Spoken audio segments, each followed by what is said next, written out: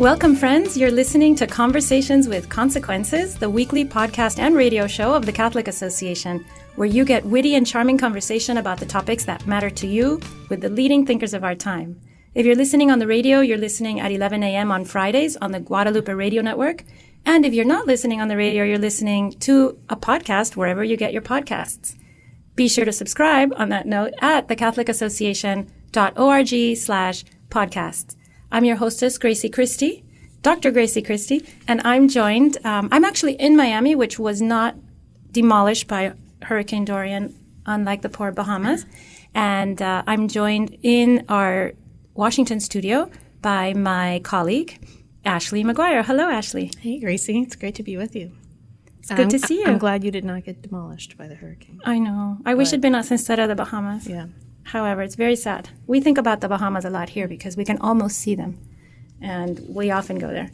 But anyway, going on to sweeter topics, we are very excited to have a very important guest with us today, someone that both Ashley and I look up to as a leading intellectual light. Many people do. Her name is Mary Eberstadt, and she's a senior research fellow at the Faith and Reason Institute in Washington, D.C. She is a writer who writes a lot about religious freedom, sexuality, and the family. She's appeared all over the place: Time, Wall Street Journal, The Washington Post. She's written amazing books, some of them my top favorites, like How the West Really Lost God, It's Dangerous to Believe. That's a really wonderful one. My personal favorite, The Loser Letters, a comic tale of life, death, and atheism. That happens to be my personal favorite. Until now, until her new book called, well, we'll let her tell us about her book. Welcome to our show, Mary Eberstadt. Thank you. Thank you for having me.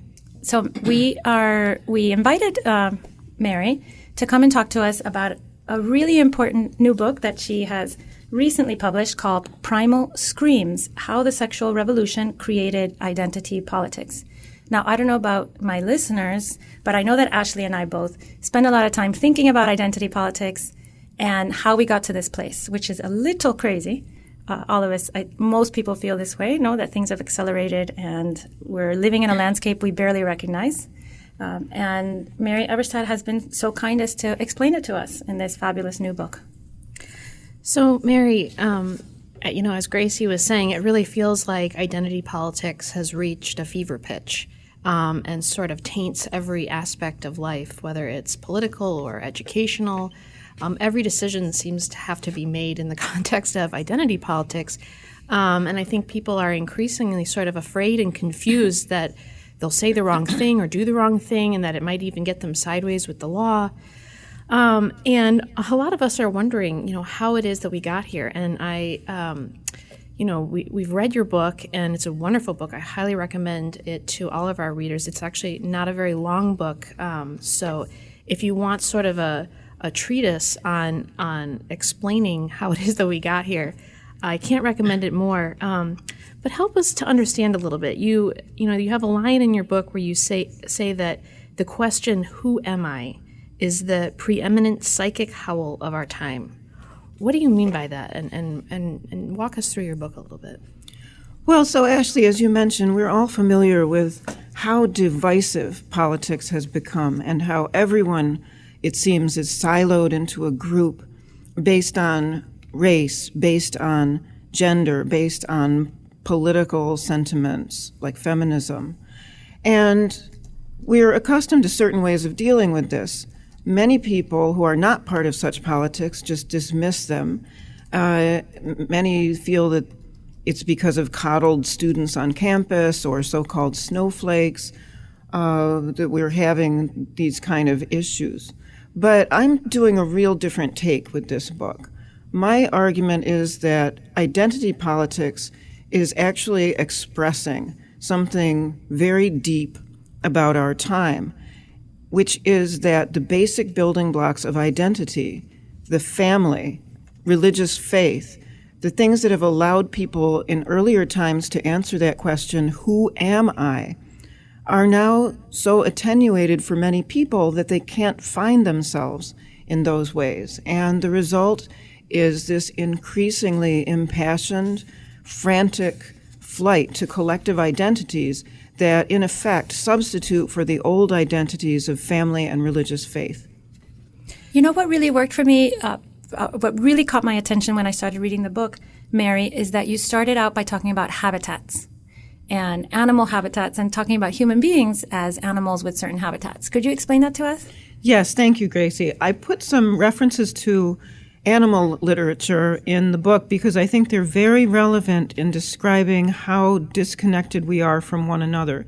Human beings are social animals, and I think there's a great irony before us, which is that science has documented more and more how intensely social animals are, and in particular, how familial. So I open the book with the example of the lone wolf, because it turns out that there's no such thing as a lone wolf. Wolves actually exist in tightly knit families, Ozzie and Harriet style, if you want to say, with a mother, father, siblings, etc. And it turns out wolves are not alone. Across the animal kingdom, this is how animals organize themselves.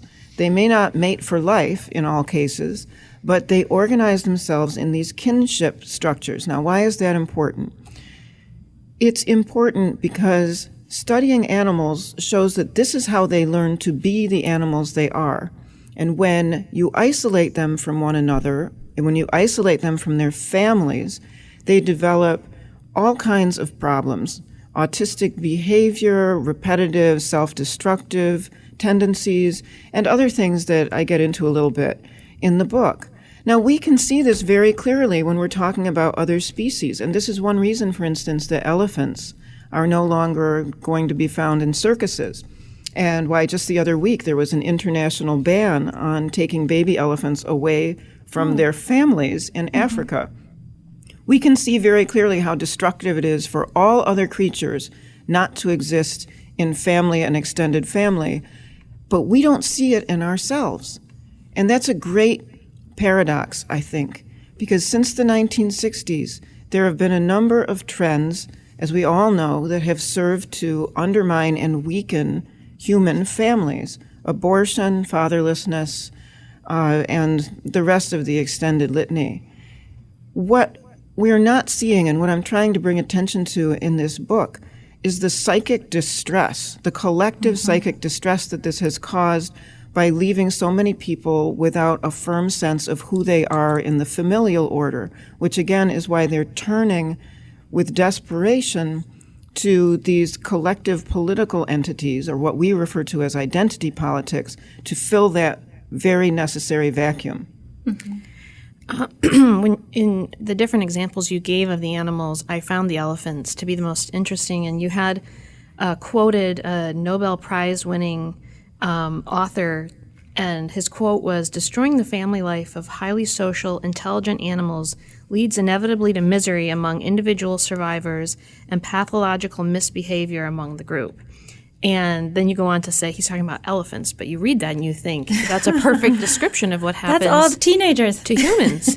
And so I did really find it interesting the way you wove in nature, and it reminded me actually of Pope Francis, who's talked a lot about this idea of an integrated ecology, that nature, our relationship to nature is, we don't exist sort of separate from each other, and there's a lot of mirrored behavior to be seen. Another thing that you talk a lot about in the book is this idea of the two Americas, or the new wealth, and you talk about how familial wealth, or familial poverty, is really sort of the new elitism. Talk a little bit more about that and what you mean by that. Thanks, Ashley. Well, that comes out of decades now of sociology. And the example I give is the late great social scientist James Q. Wilson, who documented this better than any other single person.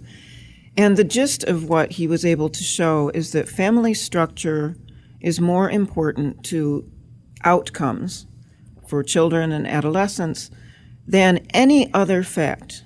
Now let that sink in, because that is actually remarkable. Remember, this is a secular social scientist. And it's counter to what we generally hear. Yes, because what we generally hear is that, no, it's about race. Wrong. Wilson proved that it wasn't. how you grow up in a family has more to do with how you live your life later than any other variable. It is more important than wealth, for example.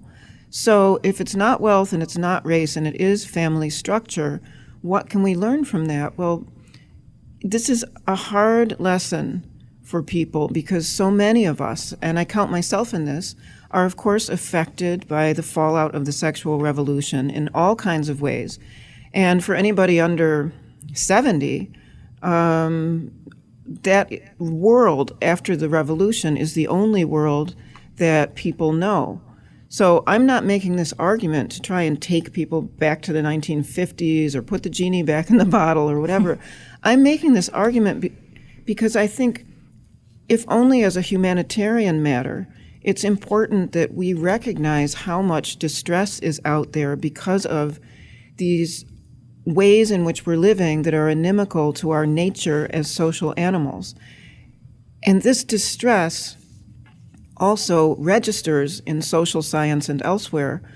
For example, the rising problems with the rising psychiatric problems among young people, especially but not only on campuses. There has been a serious upswing in diagnoses of anxiety, depression. That's so true. OCD-like behavior. And, you know, the United States is not materially worse off than it was 50 years ago. So you can't say it's because we're impoverished that these things are happening. No, the reason these things are happening, again, is that people are not surrounded by enough people who have their backs. In other words, like family and extended family, to learn in a healthy way how to join the wider community. They're coming from a very broken place, and I think it's really important to give voice to that brokenness. Mary, when as I grew up here in the United States, your book explained something to me because I'm a person, my background is one of being a minority, English as a second language. I grew up in the sort of the backwash of revolution and exile and poverty. We were very poor. Everything was against us. All those material things that people say matter the most were against us. But I had the family culture. My family had that solid, I knew exactly who I was. I didn't know always where I was going to be physically, but I knew who I was.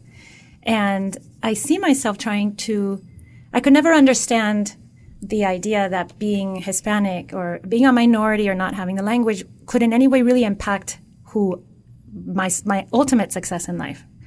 And now your book explains it to me because it doesn't impact your success in life overall. If you have the right family culture, if your habitat has not been destroyed and you're growing up with the healthy inputs that every human animal needs. Well, Gracie, your story really goes to the heart of the argument of the book. My question is, why are so many people asking, who am I? That's a remarkable fact about our civilization at this point in time, is that people are asking that question via identity politics. And here is where the churches and the decline in the churches comes in as well, because there are two ways of answering that question. Traditionally speaking. Who am I? I'm a mother, I'm a cousin, I'm a sister, I'm an aunt.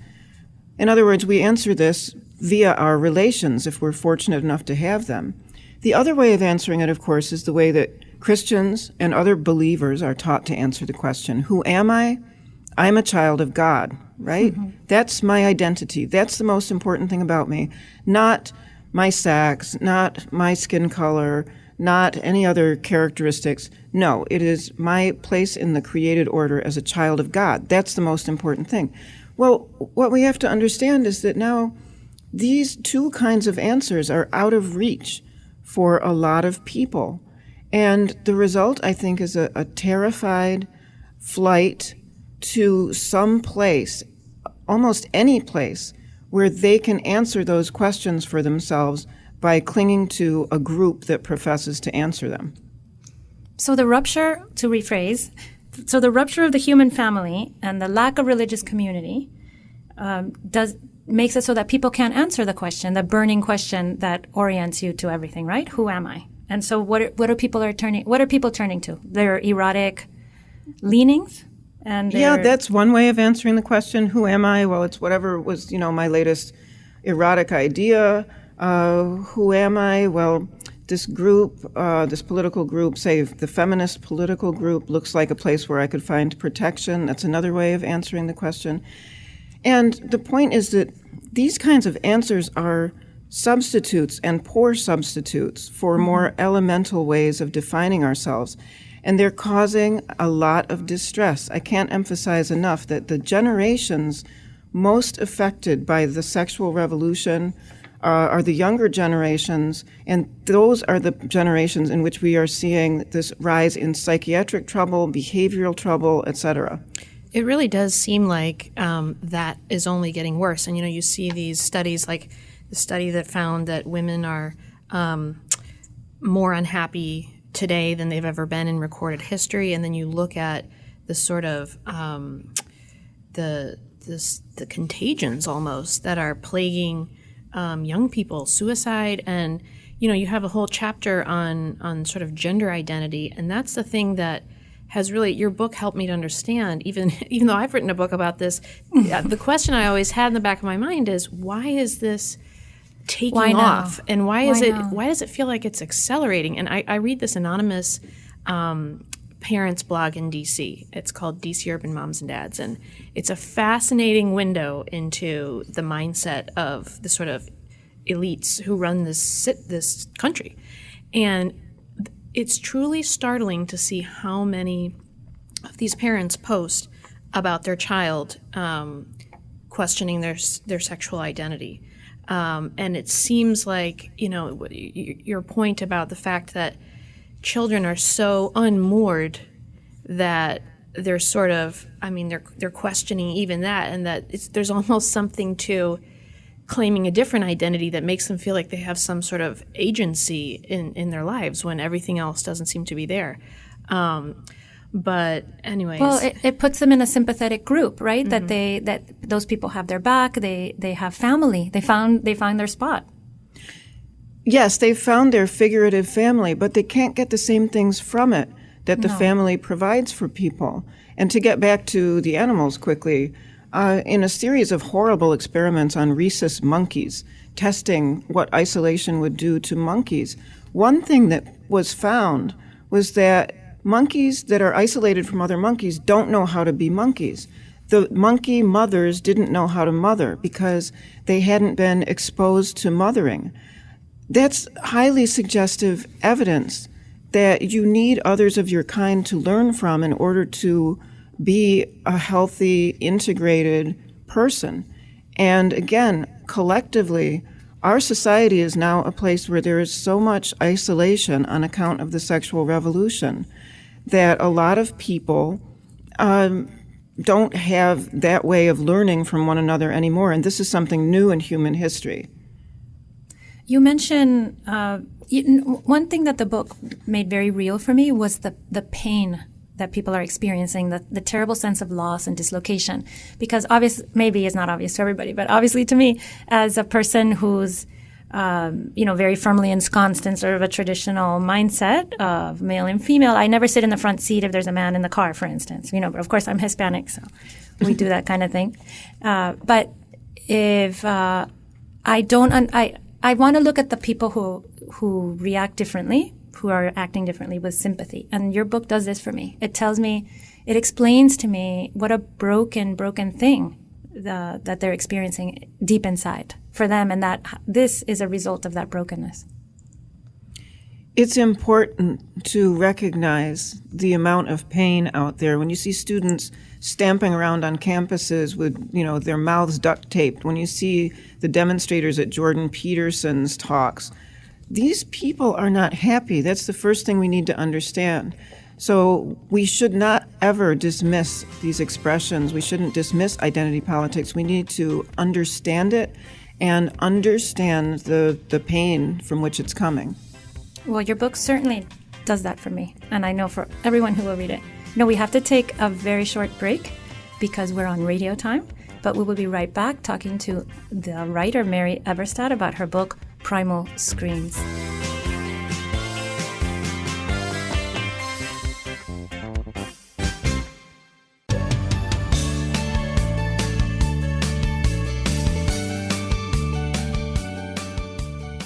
Welcome back, friends. I'm your hostess, Dr. Gracie Christie, joined today by my colleague at the Catholic Association, Ashley McGuire, and this is Conversations with Consequences, our radio show and podcast. We are very happy and very privileged to have Mary Eberstadt with us, a very important writer and American intellectual who just published her latest book called Primal Screams, How the Sexual Revolution Created Identity Politics. So we'll continue with Mary, and I want to ask Mary if we could talk about, there's a couple of chapters right in the middle of the book that I found absolutely fascinating, and one of them is Feminism as Survival Strategy. I really had never considered feminism this way. Well, thanks, Gracie. So I wrote that chapter because I think that feminism is an example of a phenomenon that is not well understood. It's the oldest of the identities in identity politics. And so I take a close look at it because I think something very different is going on there than people commonly realize. So Ashley and I are in Washington, D.C., and you might remember that there were demonstrations in Washington at the inauguration of President Trump, and people were wearing pink hats, and the demonstrations were by feminists. So this gives us a snapshot of current feminism.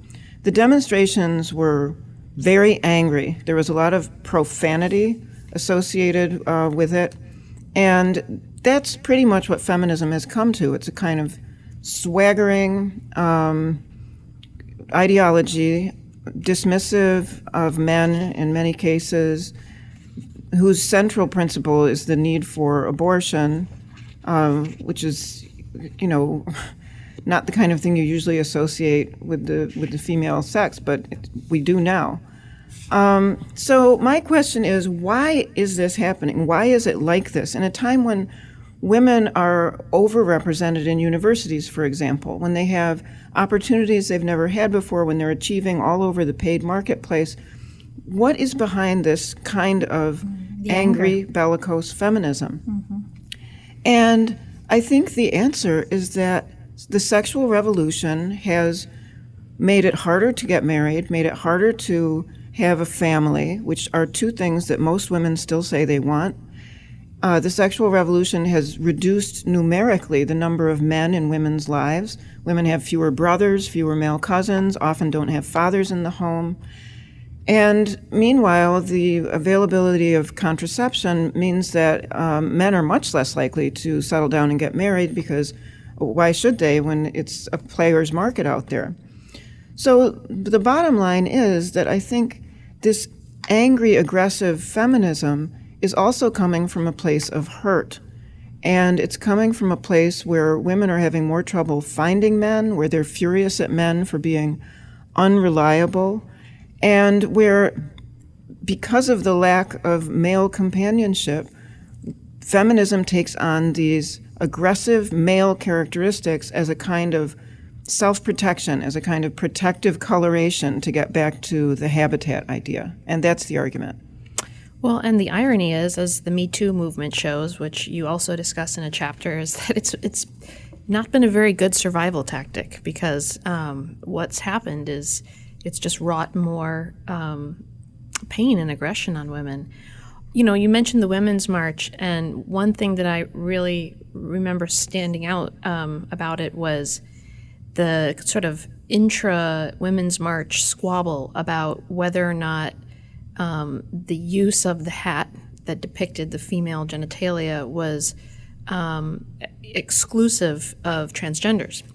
And, that was sort of like a canary. Very important question. Well, it was a canary in the coal mine in terms of where the things were going, because here we are now, just 2-3 years later, and it seems like there's a real struggle within feminism. There's two identity politics, types of identity politics are really starting to clash. And so I'm curious what you think is the future of feminism when it's now you can't even be a feminist and say that biological men can't compete on women's sports, when just a few decades ago women's sports was one of the frontiers for feminism. Well, I predict that there will be a growing feminist backlash to the phenomenon of men, biological men, more and more encroaching on and sometimes invading female spaces. So I think feminism is not going to be able to square that circle with the gender people. But what's really interesting to me, Ashley, about what you just described, that whole big public fight before the Women's March, is that that is a classic example of something that, again, you find in animal behavior. That fight is what's called a dominance fight. It was an attempt to create a hierarchy and see who would be the ruler of it. And the reason that's so interesting is that in the animal world, as theorists quoted in the book point out, dominance struggles are what happens when animals are living apart from their families. Dominance struggles happen in what's called a forced pack, that is a group of animals not related to each other. Why? Because when they're living in families, the hierarchy is established, and they don't have to have a dominance fight because they know who the winner is. One more example from animals, and then I'll stop about animals, but it's so relevant. I love the animals. That's a wonderful way to think about it. So relevant here. There were young elephants, again, separated from their families, who were acting up, really rampaging in a wild game park in Africa. And they were literally raping rhinoceroses and destroying lots of stuff. They had so forgotten their elephantness because they weren't living in an elephant community.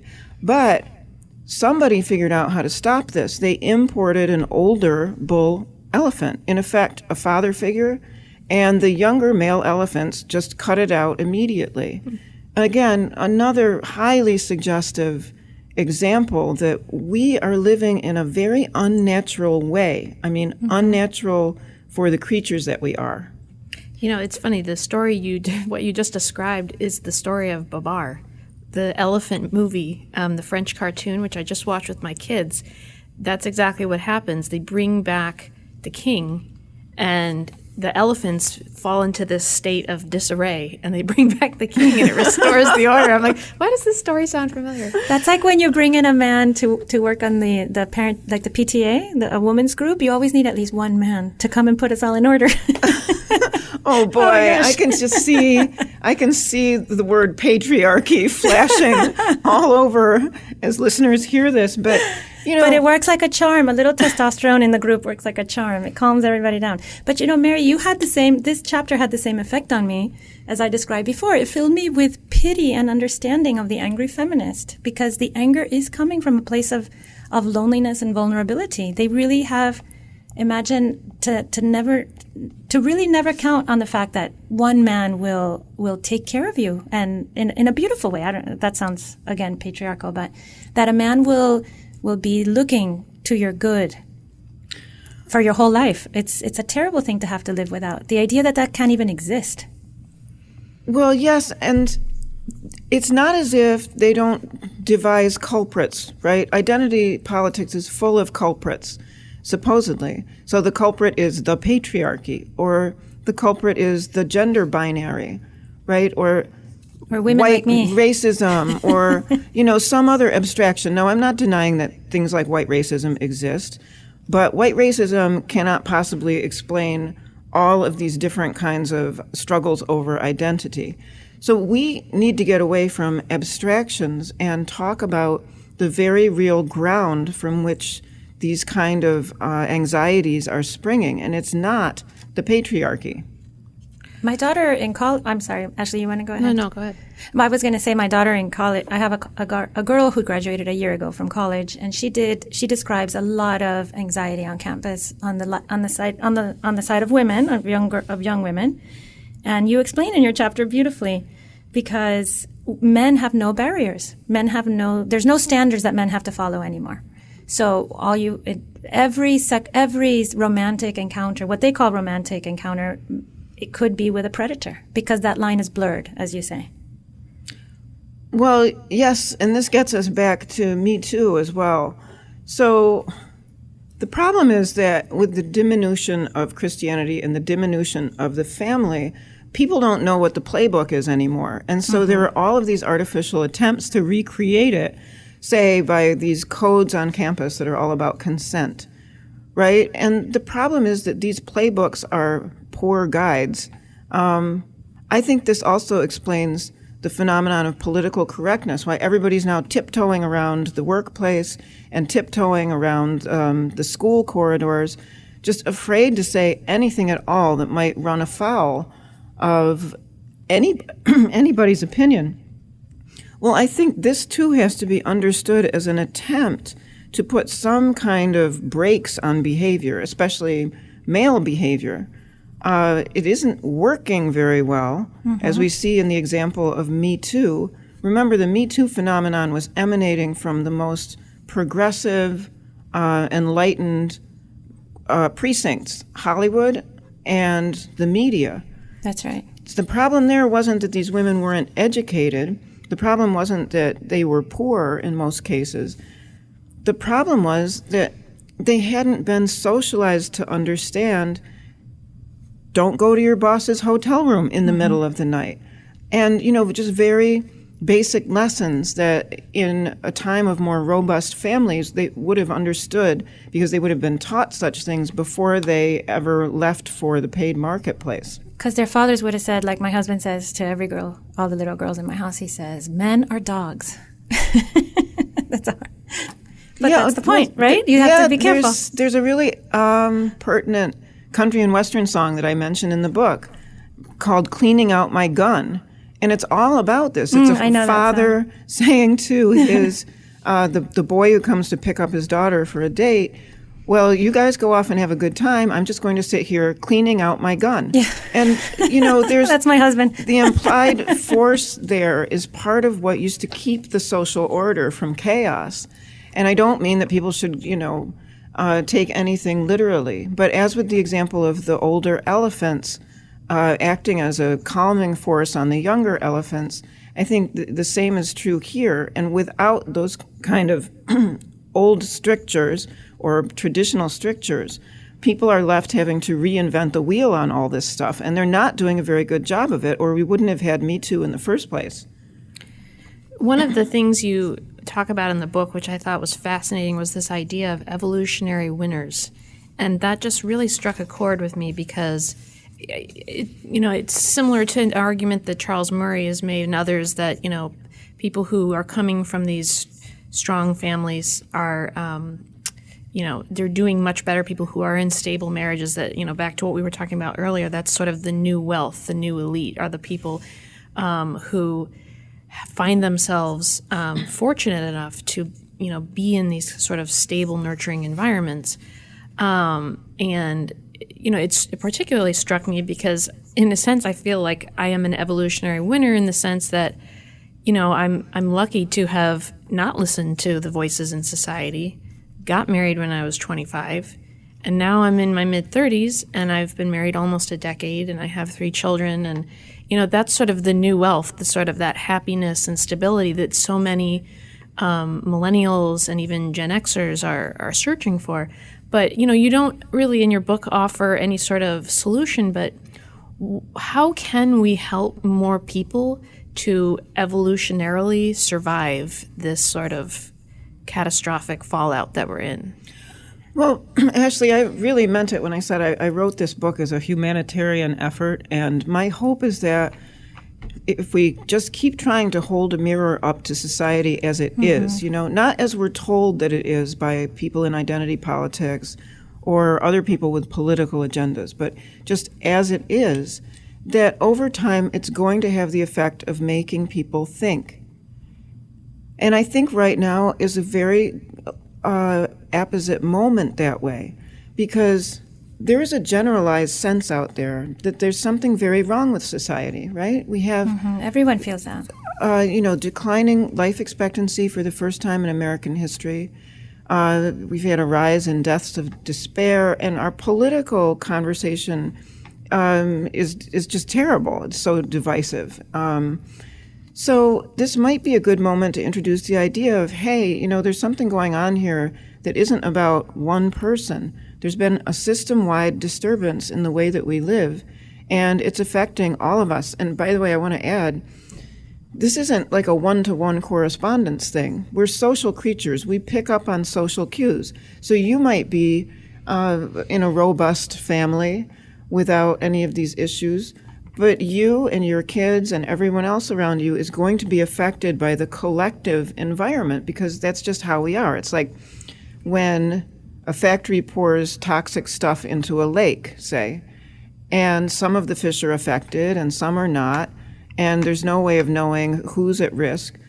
That's where we are, I think, in all of this. So we can't just retreat to the wilderness and say, well, I'll have my family and my 5 friends who have their families, because we live in this collective environment that we can't really get away from, which is why we have to fix it. Even if we think that we're not part of it, we are. Mary, this reminds me of something you talked about in your book also, which I have, for instance, I have friends who have intact families and strong traditions and churchgoers and a real religious, even pious people, but their boys aren't growing up. They're boys, they're young men, aren't growing up. And you talk about this in your chapter on androgyny. And how even you were saying if your family is okay, they're picking this up from the culture. Yeah, they're picking it up from the culture. And I think one obvious reason that it's happening is that there are fewer boys who have male role models who have fathers in the house. Look, it's that simple. I mean, if you grow up the son of a single mom, she might be the most heroic person on earth. I have no doubt. I'm sure that single moms are. My mom was single for quite a while, so I know this to be true. But, not to be able to emulate a man is to be thrown back on the idea of, okay, maybe I should gravitate a little more this way. And I think this is where the new androgyny is coming from. It's coming from boys not getting signals about how to be masculine, or worse, getting signals that masculinity is, quote, toxic. What are they left with except the idea that maybe it would be better to lean in a little more, toward the female side of things? And as you know from that chapter, I think there's evidence for that claim. Mm-hmm. And what about the other side? Tell us about how women are leaning into masculinity, because I found that very interesting, and I'm watching it happen all around me, and even young girls. Well, again, this starts in the 1960s, and it starts with unisex clothing. Just remember how ubiquitous blue jeans were, right? And that was supposed to be something that, was just perfect for either sex, even though the sexes are different. I walk through some of this evidence because I find it so interesting about fashion and how more and more the unisex look became popular. Again, in the case of women, I think it's about adapting to a world in which men are less reliable and less available. And in a world like that, how does one protect oneself? Well, by becoming a little more like a man. And these are the social cues that we're getting, just that boys are getting to be more feminine, that girls are getting to be more masculine. It doesn't mean those are the only cues we're getting, but if you look around society, you can see this androgyny at work, as Ashley has pointed out in her book, Sex Scandal, which is the best single book on this subject. And there is something that's transforming civilization. One final question I have, Mary, is that I was kind of left thinking about, if you think about evolution and sort of generally, I don't think, Hegelianism is true. It's not like we're arching towards progress. There's a lot of things about modernity that are very troubling, but generally, humans and nature have evolved in a direction that better helps us to adapt to our society and survive better. So why are we suddenly, you talk about this as like a self-inflicted wound. Why are we doing this to ourselves? Because there's great resistance to understanding that we are hurting ourselves. And as with the example of tobacco, which I often think of analogously, for a long time there was great resistance to understanding that could be a harmful substance. It took a lot of work and a lot of research and empirical evidence to change people's minds about smoking all over the place. But over time it did work. And so I'm hopeful that the empirical record can have that transformative effect by, again, holding a mirror up to the way we live now and saying, look, where is this really coming from? And I hope, Mary Eberstadt, that your book, Primal Screams, will be the thing that ignites that return, because truly something powerful is happening to humanity. And it's wonderful that in your book you dissect it for us, and you, as you say, hold up a mirror to our culture so that we can understand it. So thank you, Mary, for joining us today and Conversations with Consequences. Thank you, Gracie, and thank you, Ashley.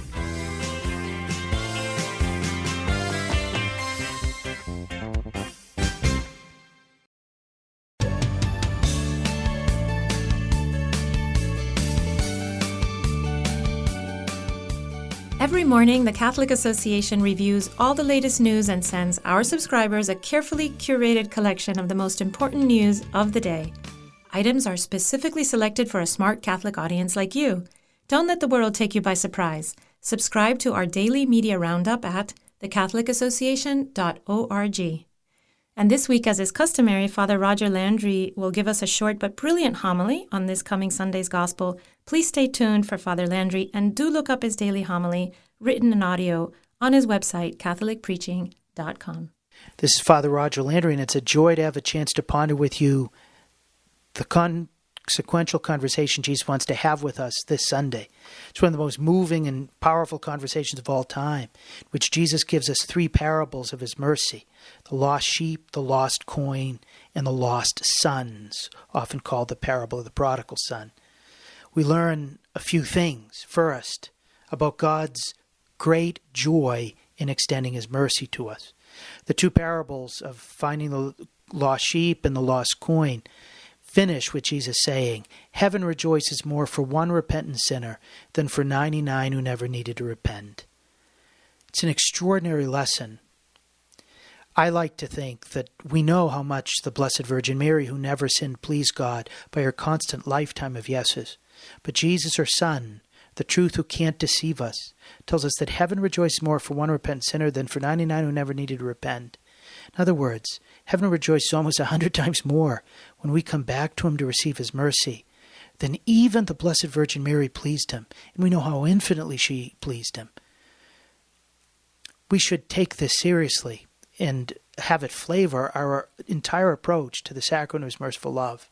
And that brings us to the parable of the prodigal son. In it, we see two sons, and we see the essence of sin and the essence of forgiveness. First, the essence of sin, shown to us first in that younger son who treats his father as if he's dead. "Give me now, Dad, the inheritance that will come to me when you finally croak. I can't wait." We sometimes think that the sin might have been squandering the money in a life of debauchery, but it had happened before. He didn't have room for the father. His heart was dead to his dad. He wasn't open to the father's love.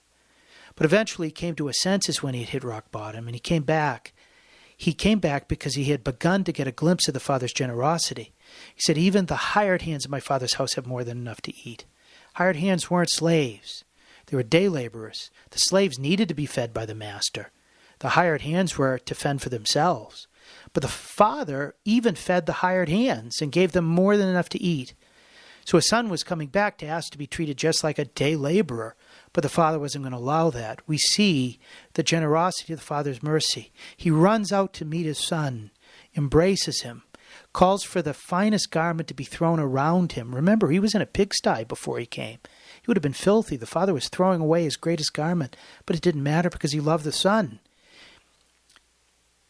He put a signet ring around his finger so that he could sign checks in the ancient world. He put sandals on his feet so that he could walk about wherever he pleased. Slaves never had sandals.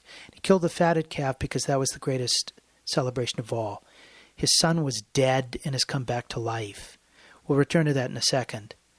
The third lesson is about the older son. He refused to come in for the celebration because he didn't understand the Father and his merciful love either.